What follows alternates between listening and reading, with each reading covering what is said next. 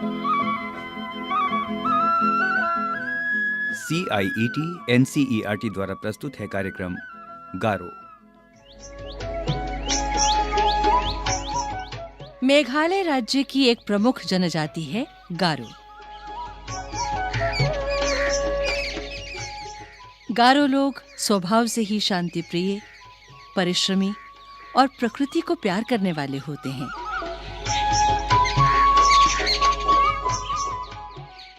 इसी गारो समाज के दो महापुरुषों के नाम हैं जापा जलिनपा और सुकपा बुंगीपा।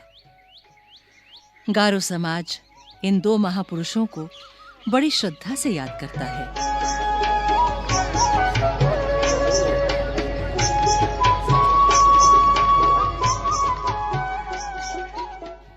गारो लोग मेघालय में कैसे बस गए, इसके बारे में एक कहानी प्रचलित है।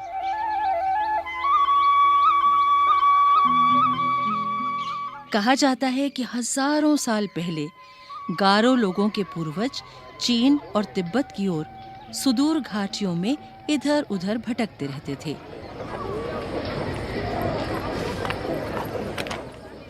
जहां खाने पीने का साधन मिल जाता, वहां रुक जाते। जब भोजन की कठिनाई होती, तो नए स्थानों की खोज में निकल पड़ते। ये खाना बदोश जीवन कब तक चलता रहा होगा, कुछ सही नहीं कहा जा सकता। भोजन की तलाश में भटकने के अतिरिक्त गारो लोगों को विषम मौसम और जंगली जानवरों का भी सामना करना पड़ता था।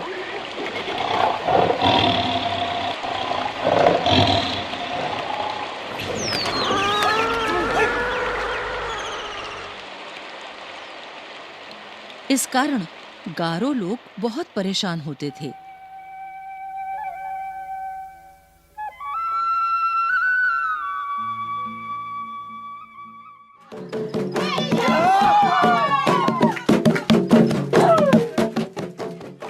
उन्हीं दिनों गारो समाज में जापा जलिनपा और सुकपा बुंगीपा का जन्म हुआ था। इन दो महापुरुषों ने अपने लोगों की परेशानियों को देखा और समझा। दोनों ने गारो लोगों को उस विषम परिस्थिति से निकालकर कहीं अच्छे स्थान पर ले जाने का फैसला किया। दोनों महापुरुषों ने गारो लोगों को एकत्रित किया। उन्होंने बताया कि वे उन्हें एक सुंदर स्थान पर ले जाएंगे। गारो लोग उनका बहुत सम्मान करते थे। सभी लोगों ने उनकी बात मान ली।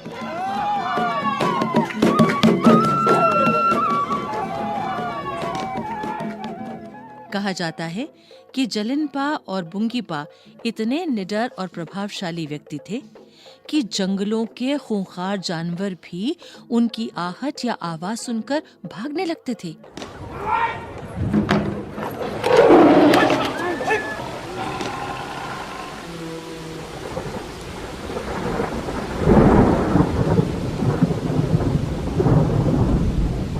वे भयंकर तूफानों में भी सही मार्ग और दिशा का पता लगा लेते थे।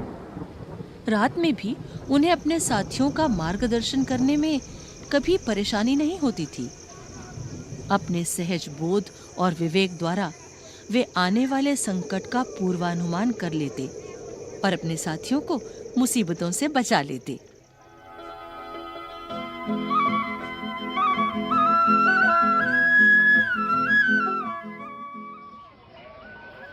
इस तरह सारे गारो एक साथ हिमालय की तराई को पार करते हुए ब्रह्मपुत्र नदी घाटी की ओर बढ़े। वे अपनी संपत्ति, घोड़े, जानवर आदि अपने साथ लेकर चल रहे थे। कभी-कभी महीनों तक चलते रहते और कहीं-कहीं वर्षों ठहर जाते। वर्षों तक इस प्रकार यात्रा होती रही। वे हिमालय की घाटियों के बीच रास्ता नापते रहे। जलिनपा और बुंगीपा ने अपने साथियों को सदैव आगे बढ़ने के लिए प्रोत्साहित किया।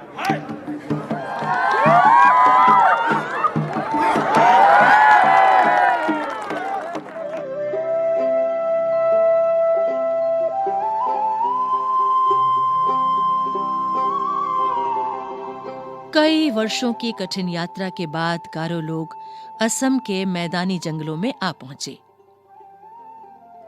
कहा जाता है कि उनका पहला पड़ाव कूच बिहार के वनों में हुआ। कूच बिहार पर उन दिनों असम के राजा का अधिकार था। उसने गारो लोगों को आगे बढ़ने से रोक दिया। गारो लोग प्रारंभ से ही शांति प्रिय रहे हैं। उन्होंने लड़ाई का रास्ता नहीं अपनाया। जलिनपा और बुंगीपा ने असम के राजा से बातचीत करके उन्हें समझाया। असम का राजा उन्हें मार्ग देने के लिए सहमत हो गया।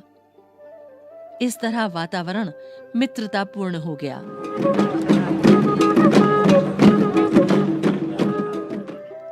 कुछ विद्वानों का अनुमान है कि ये घटना लगभग प्रथम सदी ईसा पूर्व की है।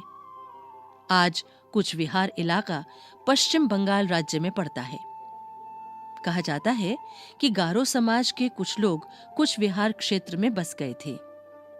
आज भी कूच बिहार क्षेत्र में तथा आसपास के कई स्थानों में गारो समाज के लोग रहते हैं।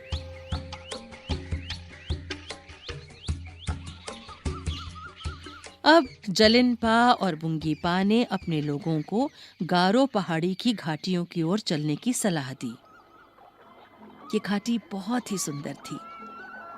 यहाँ पहाड़ी झरने, जंगली फूल, फल, जड़ी बूटियां और पशु पक्षी वातावरण को और अधिक आकर्षक बना रहे थे।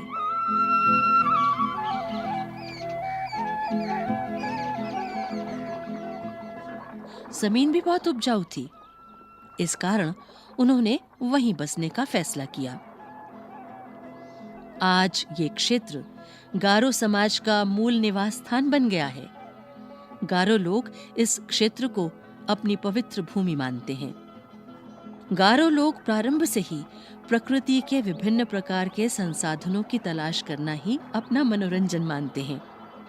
जंगलों में घूमना, फल, फूलों, अन्न, कंदमूल आदि की खोज करना, खेती के लिए उपजाऊ भूमि की पहचान करना आदि उनको शुरू से ही पसंद रहे हैं। आज भी गारो लोगों ने अपने पारंपरिक हुनर को कायम रखा हुआ है। गारो समाज और गारो संस्कृति भारत का गौरव है।